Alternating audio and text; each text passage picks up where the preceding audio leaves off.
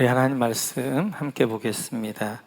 창세기 37장 36절부터 38장 5절까지 말씀 보도록 그렇게 하겠습니다. 37장 36절 우리 같이 읽겠습니다. 그리고 미디안 사람들은 이집트에서 요셉을 보디발이라는 사람에게 팔았다. 그는 바로의 신하로서 경호대장으로 있는 사람이었다. 그 무렵에 유다는 형제들에게서 떨어져 나가 히라라고 하는 아둘람 사람이 사는 곳으로 가서 그와 함께 살았다. 유다는 거기에서 가나안 사람 수아라고 하는 사람의 딸을 만나서 결혼하고 아내와 동침하였다. 그가 임신하여 아들을 낳으니 유다가 그 아들 이름을 에르라고 하였다. 그가 또 임신하여 아들을 낳았다. 이번에는 아이의 어머니가 그 아들 이름을 오난이라고 하였다. 그가 또 다시 아들을 낳고 이름을 셀라라고 하였다. 그가 셀라를 낳은 곳은 거십이다. 아멘. 우리 계속해서 요셉 이야기를 조금 더 살펴보도록 그렇게 하겠습니다. 우리 같이 한번 19절 말씀 같이 한번 볼까요? 19절입니다. 같이 읽습니다. 그들은 서로 마주보면서 말하였다. 야, 저기 꿈꾸는 녀석이 온다. 형들은 요셉을 향하여서 꿈꾸는 녀석, 꿈꾸는 자라고 했고요. 요셉은 두 가지의 꿈을 꿨습니다. 꿈이라는 것은 내가 꾸고 싶다고 꾸는 것이 아니죠. 꾸어지는 것입니다. 하나님께서 요셉에게 하나님의 꿈을 꾸게 하셨어요. 그리고 그 꿈이 요셉의 비전이 되어졌습니다. 그래서 요셉의 꿈은 사실은 하나님의 꿈이었어요. 그리고 그 하나님의 꿈이, 그 비전이 요셉의 삶들, 우리 앞으로 요셉의 이야기를 살펴볼 터인데 요셉의 삶을 이끌어가게 되어집니다. 이렇듯이 하나님이 요셉의 꿈을 꾸게 하셨고 비전을 주셨다면 그 비전을 향하여서 요셉이 점점 나아가야 되는데 반대예요. 그 요셉을 꿈꾸게 했고 하나님 비전을 갖게 한 다음에 요셉에게 기다리고 있었던 것은 이거였지요. 우리 한번 24절로 한번 가볼까요? 24절 같이 읽죠. 그를 들어서 구덩이에 던졌다. 그 구덩이는 비어있고 그 안에는 물이 없었다. 제가 살펴봤던 것처럼 구덩이에 던졌다. 밑줄 그어주시고 이렇듯이 이제 요셉이 오니까 요셉을 구덩이에 던져버립니다. 그래서 요셉을 기다리고 있었던 구덩이였어요. 아니, 하나님이 꿈을 주셨고 그 꿈에 대한 비전을 가졌다면 그 비전을 향하여서 한 걸음 한 걸음 나가야 되는데 지금 이제 더 나락으로 떨어진단 말이에요. 구덩이에 빠지게 되어지고 그리고 이제 아들에서 뭐가 되어지고 종이 되어지고 종에서 노예가 되어 이제 다시 이제 감옥에 갇히게 되어지고 점점 비전과는 멀어져 가는 것처럼 보입니다. 하나님은 우리에게 비전을 주시고 첫 번째 하신 일이 그 비전을 담을 수 있는 그릇들을 만들어 가시는 거예요. 그 그릇들을 만들어 가시기 위해서 하나님은 고난이라는 걸 통하여서 그릇을 만들어 가십니다. 그래서 이제 이 구덩이라는 것에서 요셉의 삶은 완전히 다른 삶이 되어지는 거예요. 지금까지는 야곱의 아들로 살았다면 이제는 열방을 살리는 사람으로 바뀌어가는 거예요. 그래서 구덩이라는 것은 어떻게 하는 요셉 삶의 전환점과 같습니다.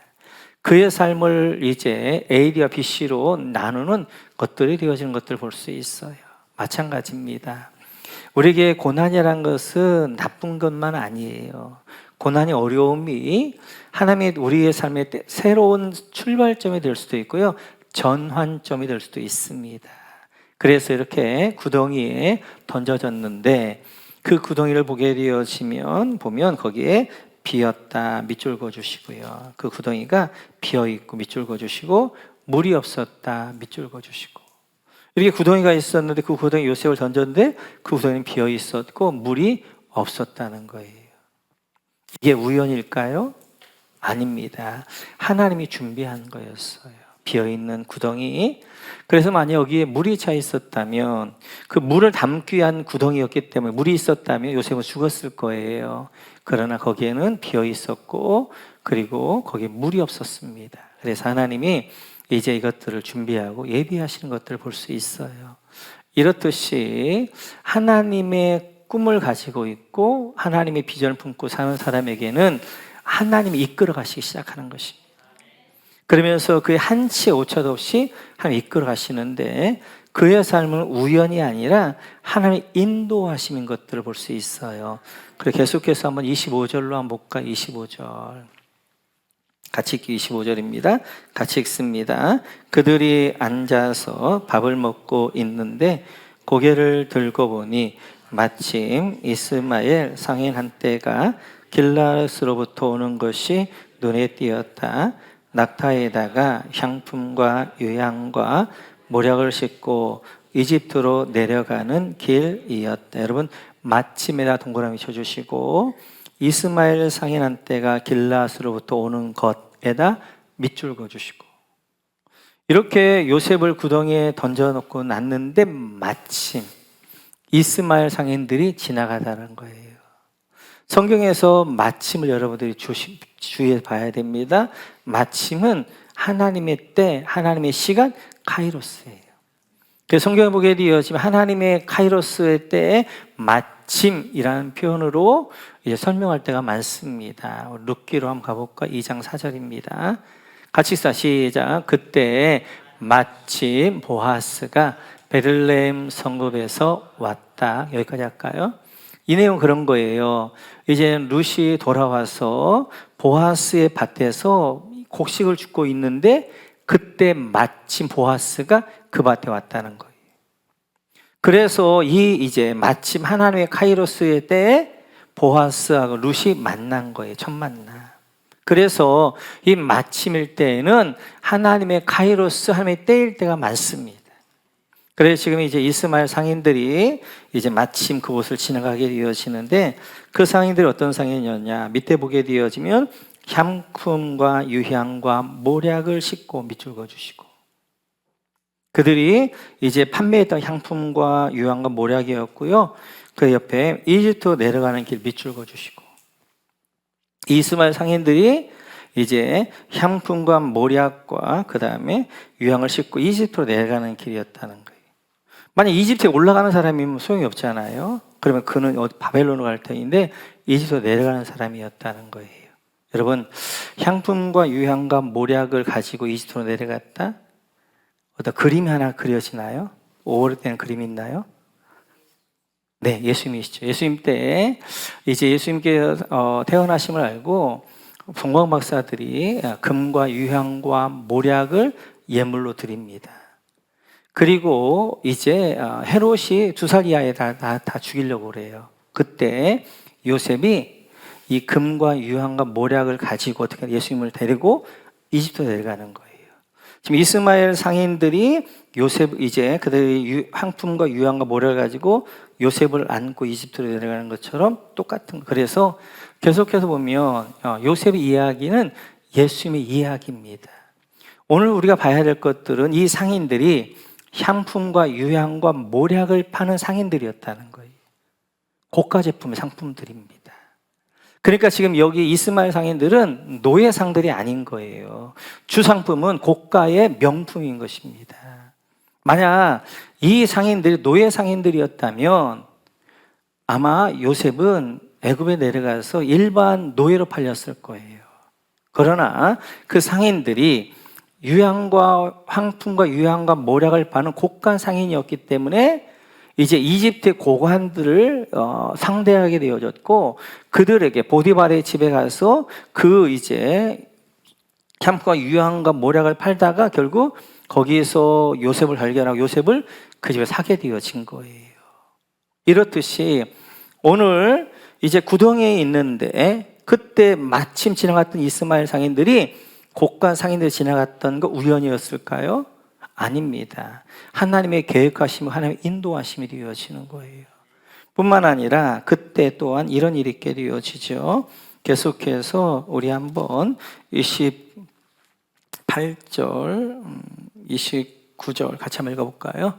같이 시작. 그래서 미디안 상인들이 지나갈 때 형제들이 요셉을 구덩이에서 꺼내어 이스마엘 사람들에게 은 20냥에 팔았다. 그들은 그를 이집트로 데리고 갔다. 르우벤이 구덩이로 돌아와 보니 요셉이 거기에 없었다. 그는 슬픈 나머지 옷을 찢고서, 여러분 28절에 보면 요셉을 구덩이에서 꺼내어 밑줄 그어주시고, 29절에 보면 르우벤이 밑줄 그어주시고, 그 옆에 보면 요셉이 거기에 없었다 밑줄 그어주시고,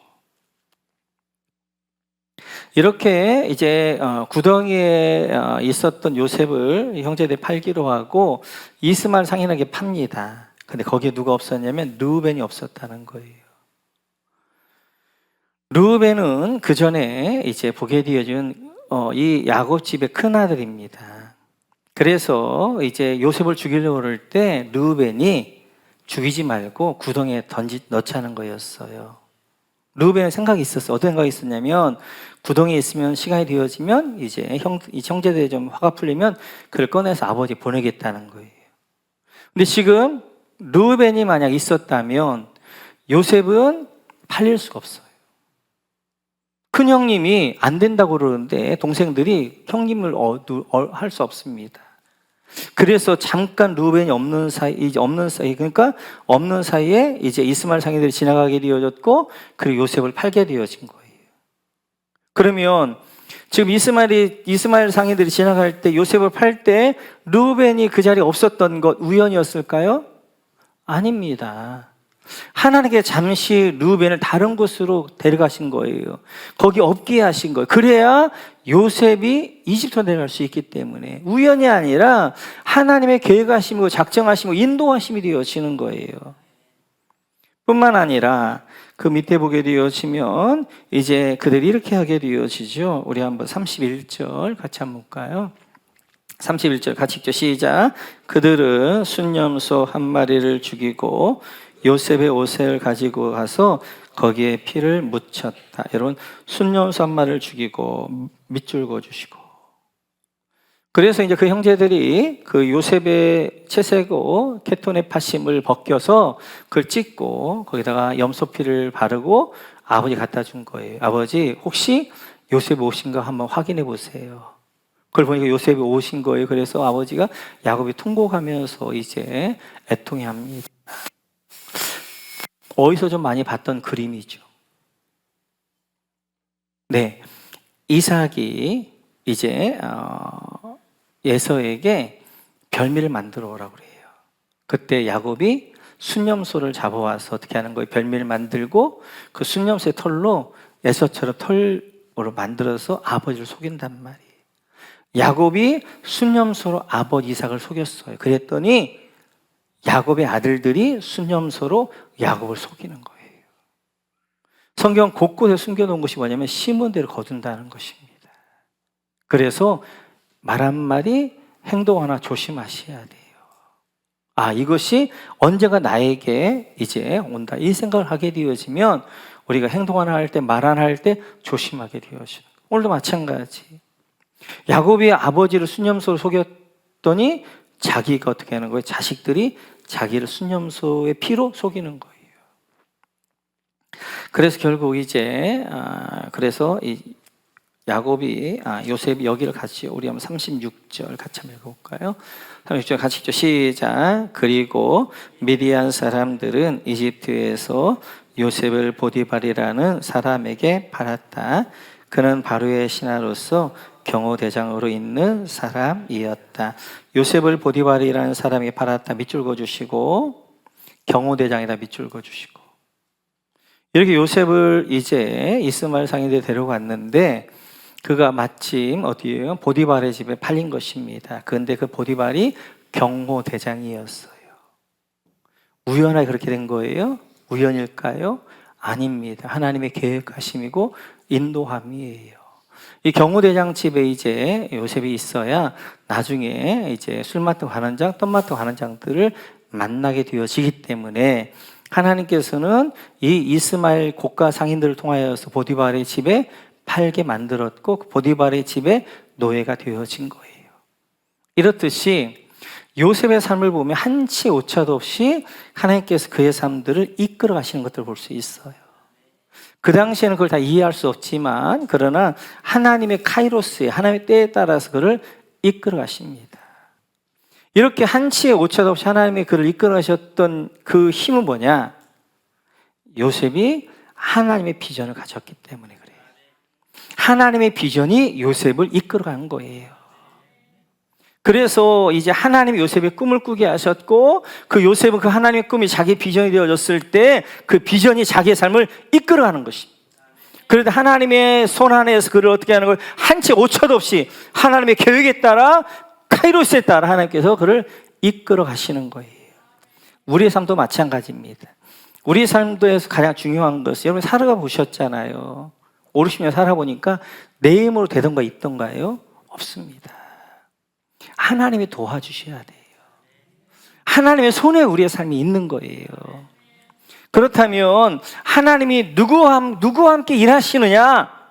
하나님의 꿈을 나의 비전으로 삼는 사람을 그 비전을 통하여 그를 이끌어 가시는 거예요. 그러면 하나님의 꿈이란 뭔가 하는 거죠. 성경 다 나와 있어요. 모든 사람이 구원, 한 사람도 멸망하지 않는 것, 이것이 하나님의 소원이고 하나님의 꿈입니다. 그것을 요셉에게도 보여주신 것이죠. 형제 11단이 요셉에 절합니다. 형제는 뭐예요? 이스라엘 12지파란 말이에요. 이스라엘 유대인들이 자기에 절하는 거예요. 그리고 하늘의 해와 달과 별, 이건 뭐예요? 이방인들이 열방이 자기에게 절하는 거란 말이에요. 그래서 유대인들이 열방이 하나 앞에 돌아오는 것, 이 꿈이란 말이에요. 마찬가지 우리에게 하나님의 꿈을 보여주셨는데 그 꿈은 지금은 꿈으로 보여주시는 것이 아니라 말씀으로 보여주시는 거예요. 말씀 가운데 있는 하나님의 소원은 모든 사람이 멸망하지 않고 모든 사람이 지옥 가지 않고 하나님의 백성 되어지는 것, 하나님의 자녀 되어지는 이것이 하나님의 꿈인 줄로 믿습니다. 그 꿈을 내 비전으로 받아버리는 사람, 하나님의 그 꿈, 영혼을 향한 그 꿈을 향하여서 영혼 구원을 내 비전으로 삼는 그 사람, 그 사람의 삶은 나의 삶이 아니라 이제는 뭐예요? 하나님이 이끌어 가는 삶이 되는 줄 믿습니다. 하나님이 그 사람의 한치 오차 없이 하나님께 그 사람을 이끄셔서 하나님의 뜻을 이루어 가시는 거예요. 그래서 중요한 것은 하나님이 내 삶을 이끌어 가도록 하셔야 되는 거예요. 그러기 위해서는 그 하나님의 꿈을 내 비전을 담고 그 비전을 담는 순간 하나님의 그 비전을 이루어 가도록 내 삶을 이끄시는 것입니다. 우리 모두가 요셉과 같이 한치 오차도 없이 하나님의 카이로스에 하나님이 이끌어가기 위하여서 하나님의 영혼 구원이라는 이 꿈이 우리의 비전 되시기를 주님의 이름으로 축원합니다. 그럼 유다는 어떻게 되어졌는가 같이 한번 보도록 그렇게 하겠습니다. 38장 1절입니다. 같이 시작. 그 무렵에 유다는 형제들에게서 떨어져 나가 히라라고 하는 아둘람 사람이 사는 곳으로 가서 그와 함께 살았다. 그 무렵 밑줄 그어주시고, 이 그 무렵이란 뭐냐면 이제 형제들이 요셉을 죽이려고 했다가 파는 그 무렵이 되어지는데, 이때 이제 여러분 그 다음에 유다는 형제들에게 떨어져 나가 밑줄 그어주시고, 이 무렵에 유다는 형제들 야곱 가정 공동에 떨어져 나갑니다. 아마 이제 이 과정 가운데 그 유다는 실망감도 좀 있었을 것이고, 그다음에 자책감도 좀 있었을 것 같아요.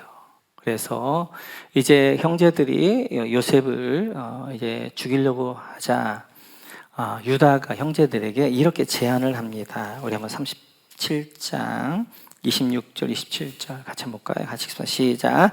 유다가 형제들에게 말하였다. 우리가 동생을 죽이고 그 아이의 피를 덮는다고 해서 우리가 얻는 것이 무엇이냐? 자, 우리는 그 아이에게 손을 대지는 말고 차라리 그 아이를 이스마엘 사람들에게 팔아 넘기자. 아무래도 그 아이는 우리의 형제요 우리의 피부치이다. 형제들은 유다의 말을 따르기로 하였다. 26절에 보면 유다가 형제들에게 말하였다. 밑줄 그어주시고 27절 제일 마지막 줄에 보면 형제들은 유다의 말을 따르기로 하였다. 밑줄 그어주시고 형제들이 유다를 이제 요셉을 죽이려고 하니까 유다가 묘안을 하나 됩니다. 우리가 형제 죽여서 피를 봐서 뭔 유익이 있겠느냐. 그냥 이 요셉을 이스마엘 상인에 팔자라고 제안하게 되어지고 이스마엘 상인에 팝니다. 유다는 이제 이 형제들 요셉을 죽이지 말고 이제 하나님 앞에 그냥 맡겨드리는 그런 입장에서 이제 그렇게 팔자 그렇게 제안하게 되어졌고 그 일에 대해 형제들이 동의해서 요셉을 팔게 되어집니다. 근데 그 뒤에 이 요셉의 옷을 찢고 거기에다가 이제 염소피를 바르게 되어지고 아버지 갖다 주는 거예요. 아버지 보니까 제가 너무너무 사랑하는 요셉이 맹수에 찢긴 거예요. 그걸 보고 통곡하면서 울면서 그렇게 하게 되어지면서 요셉은 여기에서 두 가지 감정들이 있었던 것 같아요. 유다는 하나는 실망감이고 하나는 자책감입니다. 그러니까 어떻게 형제들이 서로 이렇게 시기하고 죽일 수 있는가. 집안에 대한 그런 실망감, 환멸이 있었을 것 같아요.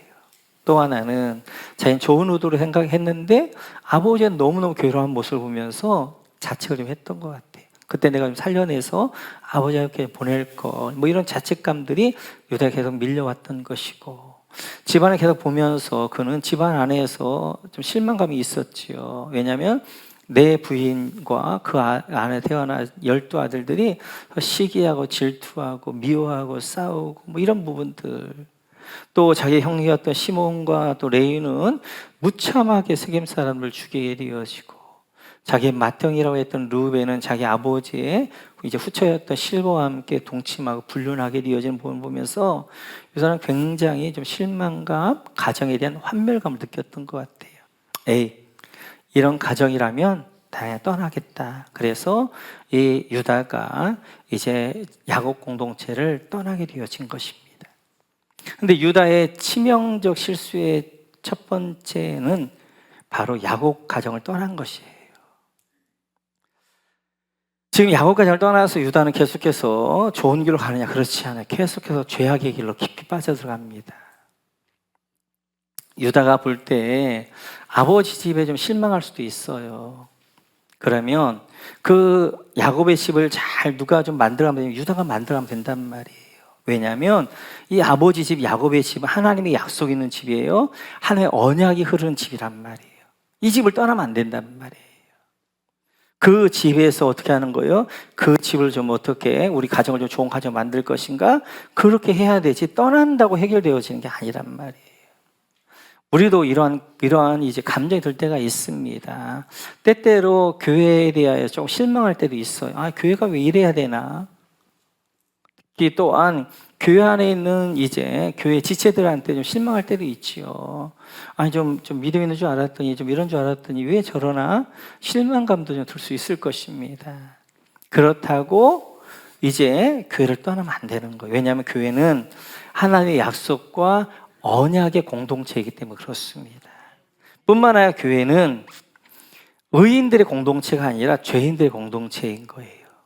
세상에서 온갖 죄를 가지고 있는 우리가 예수 그리스도로 인하여서 하나씩 하나씩 의인으로 변화되어져 가는 거지, 우리가 모두가 다 의인 되어져서 교회에 나오는 것이 아니라 다 죄인들이 모여 있는데 그 죄인들이 예수 그리스도 성령님 우리 안에 점점 변화되어져 가는 과정에 있는 곳이기 때문에 우리가 사람을 보고 이제 그렇게 하는 것보다는 하나님의 약속이 어디 있는가, 하나님의 언약이 어디 있는가를 보고 해야 된단 말이에요. 그래서 때때로 이제 이렇게 교회 공동체에 우리 실망한다 할지라도 이 교회 공동체를 떠나면 안 되는 것입니다. 유다도 마찬가지였어요.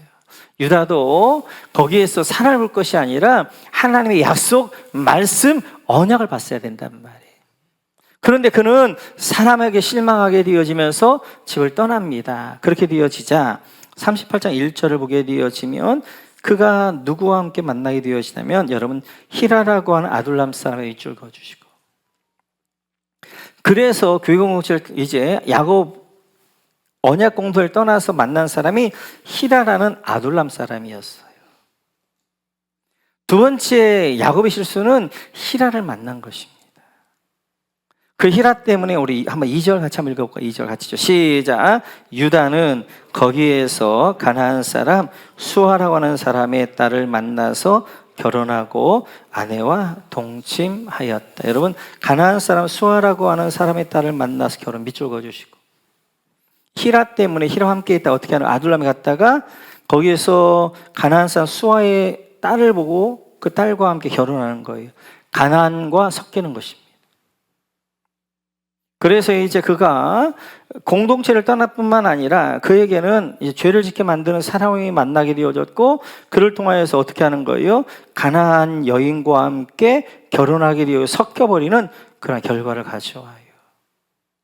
뿐만 아니라 12절 같이 한번 읽고 12절 같이 죠. 시작. 그 뒤에 오랜 세월이 지나서 수아의 딸 유다의 아내가 죽었다.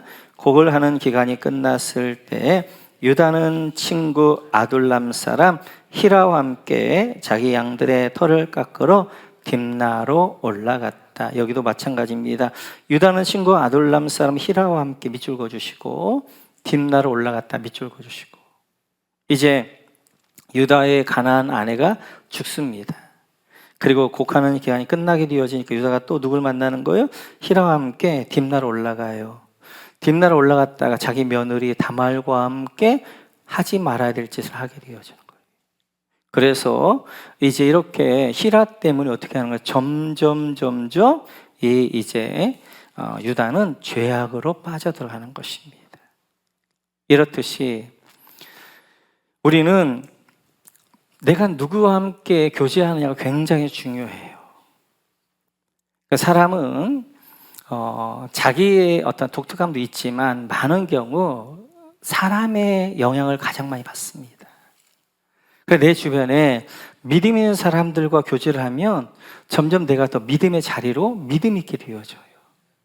근데 내 주변에 믿음이 없는 사람, 특별히 뭐든지 부정적이고 불평하는 사람을 만나면 나도 모르는 사이에 부정적인 사람이 되어지고 입에서 불평이 끊이지 않는 거예요. 집안 분위기가 중요합니다. 여러분들이 집안 분위기를 소망이 있고 긍정적이고 어떤 것이든지 부정적인 부분이 소망이 긍정적인 부분인데 긍정적인 부분을 이야기하고 감사를 많이 이야기하면 아이들이 어떻게 하는 거예요? 어떤 상황이 딱 부딪혀도 부정적을 보는 게 아니라 긍정적을 보면서 소망을 이야기할 줄 알게 돼요. 우리 자녀들이. 그런데 가정 안에서 이제 계속해서 이제 이렇게 부정적이 되어지고, 그리고 이제 험담하게 되어지고, 뭐 이런 이제 불평을 많이 하게 되어지고, 아이들이 동일한 일을 만날 때 긍정적인 걸 보며 소망을 이야기하는 것이 아니라 부정적인 걸 보면서 어떻게 하는 거예요? 불평을 이야기하게 된단 말이에요. 사람은 환경의 동물이에요. 환경에 영향을 받게 되어져 있는 거예요. 그래서 우리는 내가 교제하는 사람들이 굉장히 중요하고, 그래서 목장이 중요합니다. 목장. 우리 목장에 너무 좋은 분들이 많잖아요. 특별히 목자 목녀님들. 사실 지금 시대 가운데 자기 혼자 살기도 굉장히 믿음 하기는 어려운데, 목원들에서 눈물로 기도하고, 목원들의 슬픔이 보다 더 슬퍼하고, 기뻐할 때가 더 기뻐하고, 그러한 따뜻한 목자와 목녀님과 함께 신앙생활하는 게 얼마나 귀해요. 우리 또 목원들도 마찬가지잖아요. 너는 나다가 이제 너는 너고 나는 나가 아니라 함께 서로 기도하면서 울어줄 줄 알고 기뻐할 줄 알고 함께 할 수 있는 목원들이 있는 그 공동체 안에서 우리가 있게 되어질 때 그 안에서 우리가 믿음으로 점점 자라가게 되어지는 것입니다.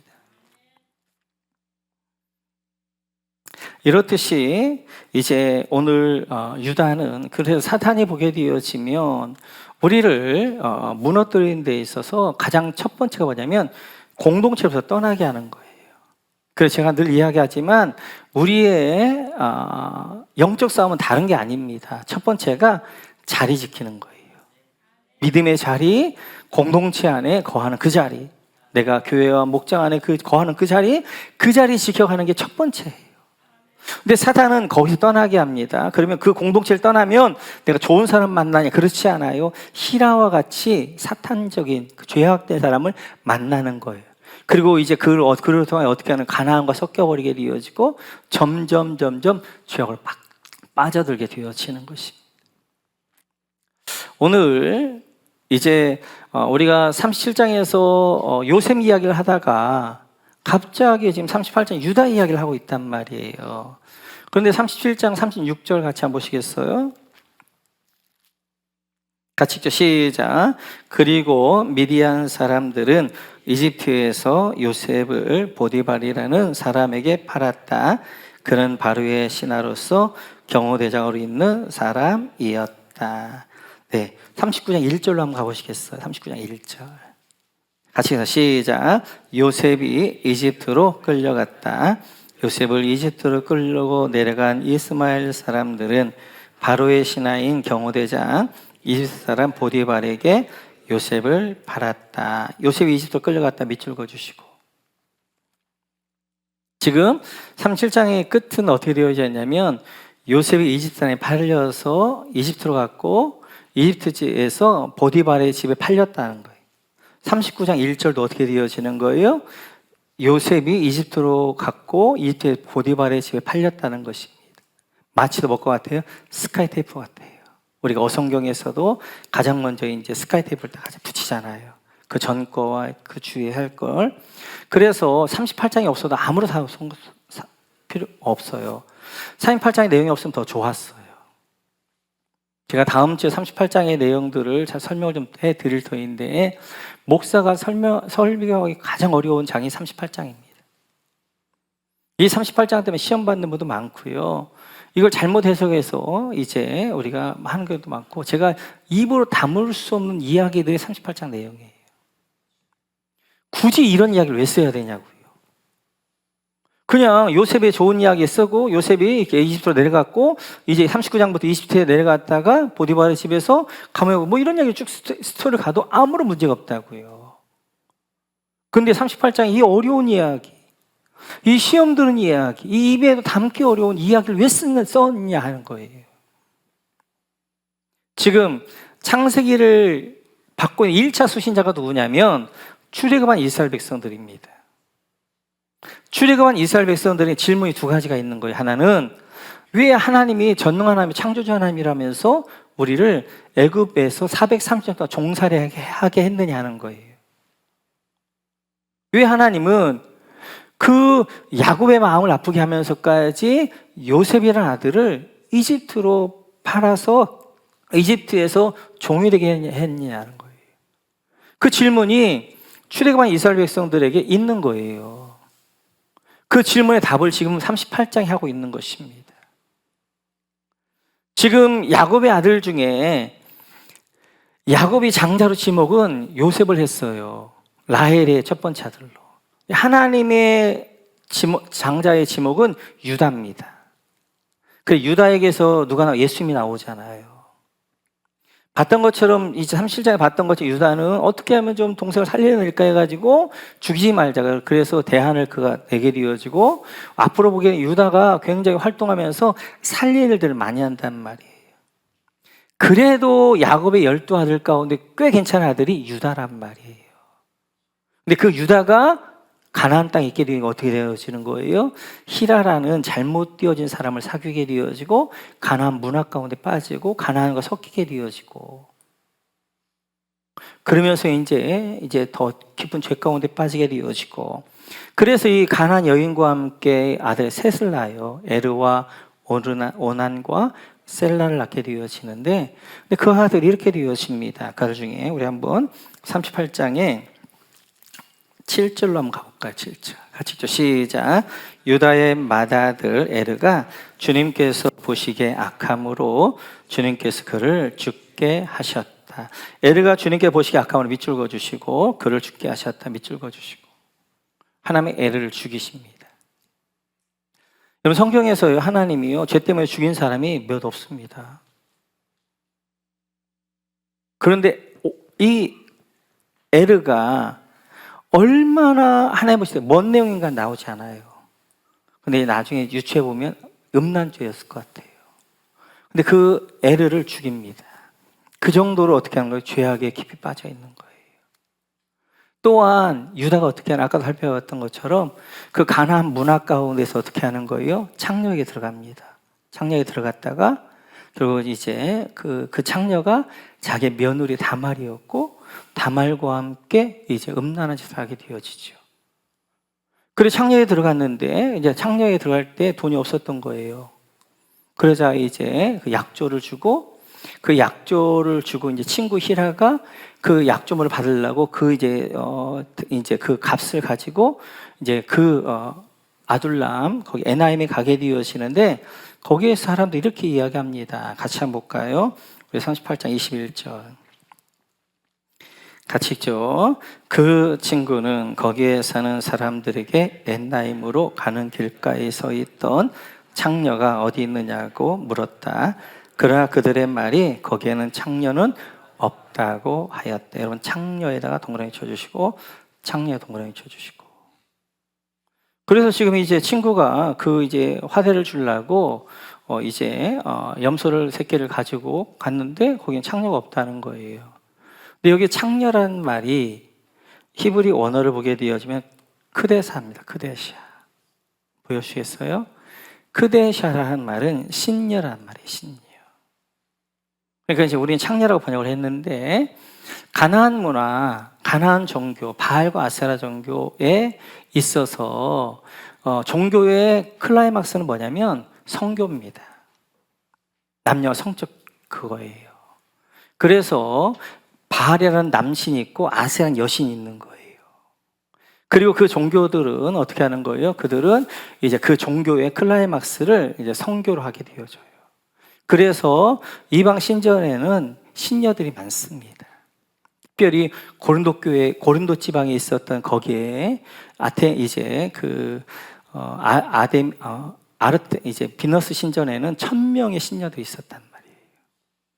지금 유다가 이제 그냥 성적인 죄를 범한 게 아니에요. 유다가 우상 숭배한 거예요. 그래서 이제 우상 숭배, 이 신녀와 함께 어떻게 하는 거예요? 우상 숭배하게 되어지고 그래서 지금 이것은 그냥 성적인 죄, 그냥 창녀와 함께 이렇게 불륜했다 이 정도가 아니라 이 유다가 가나안문에 얼마나 깊이 빠져 있는지 그냥 그 신녀 크데샤를 쫓아가서 그와 함께 종교행위하고 어떻게 하는 거예요? 그와 함께 음란한 것을 한 거예요. 근데 그것에 대해 잘못도 생각하지 않는, 부끄러워지지 않는 거예요. 어떻게 하는 그 화대를 주려고 이제 다시 어떻게 하는 거예요? 친구를 보내게 되어지고 이렇게 빠져 있단 말이에요. 지금 하나님이 만약 이스라엘 백성들, 야곱의 가족들을 애굽으로 데려가지 않았다면 이 야곱의 70가족은 유다보다 훨씬 더 많이 가나안 문화, 세상 문화 가운데 젖어 있을 것이고 그 문화와 섞여버릴 것이고 그 문화 가운데서 그들은 정복당한단 말이에요. 지금 아브라함의 가족, 야곱의 자녀가 해야 될 일은 뭐냐면 세상 나라에 하나님 나라 깃발 꼽는 일, 세상 나라 가운데 하나님 나라를 증거하는 일, 세상 나라를 정복하는 일들을 해야 되는데 만약 이들이 계속해 가나안에 있게 되어지면 세상에 정복을 당한단 말이에요. 그러자 하나님 그들을 탁 떠서 어떻게 하는 거예요? 애굽으로 데려가시는 거예요. 요셉을 통하여서 미리 준비하게 하시고 70가족 애굽에 가가지고 거기서 430년 동안 200~300만 명으로 이제 나라로 만든단 말이에요. 왜냐하면 애굽 사람들은 목축하는 사람을 천시 여겼어요. 가장 천하다고 했기 때문에 이스라엘 사람과 섞이질 않는 거예요. 그래서 이 이집트에서 그들을 깨끗하고 순결한 이스라엘의 이제 그런 민족으로 하나님 만들 수 있었기 때문에 430년 그랬다. 이스라엘 백성들이 가지고 있었던 질문, 왜 하나님은 430년 동안 그 창조의 힘 있는 하나님이 왜 종되어지게 했는가? 왜 요셉을 애굽으로 그렇게 종으로 팔려가게 해서 왜 그런 어려움들 당하게 했는가? 하나님의 힘이 없어서가 아니라 그들을 만약 그냥 가나안 땅에 두게 되어지면 가나안과 섞이게 되어지고 가나안의 우상에 탑빠지게 되어지니까 이들이 해야 될 사람은 앞으로 이제 가나안을 정복하고 그 나라 가운데 하나님 나라를 세워야 될 그 나라를 못하니까 하나님에서 그를 데려갔다는 거예요. 그래서 430년 동안 이제 너희가 고생했지만 종살이 했지만 하나님 여기서 200~300만 명이라는 이제 하나님의 순결한 하나님의 이제 백성을 만들고 그들을 데려가서 가나안 땅을 정복하시는 거예요. 오늘 이제 이 38장 내용이 어떤 내용인가에 이제 흐름만 살펴봤고, 여기 안에는 진짜 본질의 내용은 우리 다음 주에 깊이 있게 나눌 것입니다. 오늘 마지막 결론으로 오늘 보게 되어지면 유다도 야곱 가정을 떠났고 요셉도 야곱 가정을 떠났어요. 그런데 유다는 야곱의 언약 공동체를 떠나서 어떻게 하는 거예요? 히라라는 잘못된 친구를 만나게 되어지고 가나안 여인과 함께 결혼을 섞이면서 그런 우상숭배까지 빠졌단 말이에요. 망해간단 말이에요. 근데 동일하게 야곱 가정을 떠났던 요셉은 어떻게 하는 거예요? 하나님께서 그를 살리는 일들에 쓰신단 말이에요. 그러면 둘은 어떤 차이가 있었냐 하는 거예요. 왜 유다와 야곱이 동일하게 어떻게 보면 동일한 이제 야곱 가정을 떠나긴 했죠. 그들이 유다는 이제 점점 망해갔는데 요셉은 살린을 했느냐 하는 거예요. 유다는 자기 감정이에요. 자기 뜻이에요. 자기 결정이에요. 그래서 어떻게 하는 거예요? 아버지 집에 실망과 환멸을 느끼고 자책감이 있으니까 떠난 것이고, 요셉은 하나님의 인도함 가운데예요. 그래서 하나님이 요셉에게 어떻게 하는 거예요? 꿈을 주시고 그 꿈을 가지고 어떻게 하나님의 이제 한치도 오차 없이 하나님께서 하나씩 인도해 가면서 그를 어떻게 하는 거예요? 이집트를 인도해 가게 되어지는 거예요. 그래서 우리의 삶에서 중요한 건 사는 게 중요한 것이 아니라 어떻게 사느냐는 것이 중요한 것입니다. 그냥 유다와 같이 내 감정대로 내 뜻대로 내 마음대로 살 것이냐, 아니면 요셉과 같이 성령의 인도함 가운데 하나님의 인도함, 보호함 가운데 살 것이냐 하는 거예요. 그래서 우리에게 주신 하나님의 가장 큰 축복은 성령 충만인 줄로 믿습니다. 이제는 내 뜻이 아니라 내 마음대로가 아니라 내 감정대로가 아니라 성령의 이끄심대로 하나님의 뜻대로 순종해 갈 때 그 사람을 통해 하나님의 뜻을 이루는 줄로 믿습니다. 그 삶을 어디로 가든지 망하는 삶이 아니라 살리는 삶을 살게 되는 줄 믿습니다. 그래서 우리가 이번 가을에 수요일마다 성령 충만을 구하는 기도를 하게 되어지고, 이번 11일부터 다시 특세를 하여서 성령 충만을 구하는 특세를 하는 이유는 하나님이 우리에게 주신 가장 큰 선물은 성령님이시고, 그 성령님의 주신 열매는 성령 충만이기 때문에 성령 충만하지 아니하면 세상에 충만하고 자신의 충만하게 되어지고, 그래서 성령의 뜻이 아니라 내 뜻대로 내 감정대로 내 마음대로 살 수 있기 때문에 성령 충만한 삶이 너무너무 중요하게 되어지는 거예요. 우리 모두 성령 충만함 받아 요셉과 같이 하나님이 이끄시는 삶이 되시기를 주님의 이름으로 축원합니다.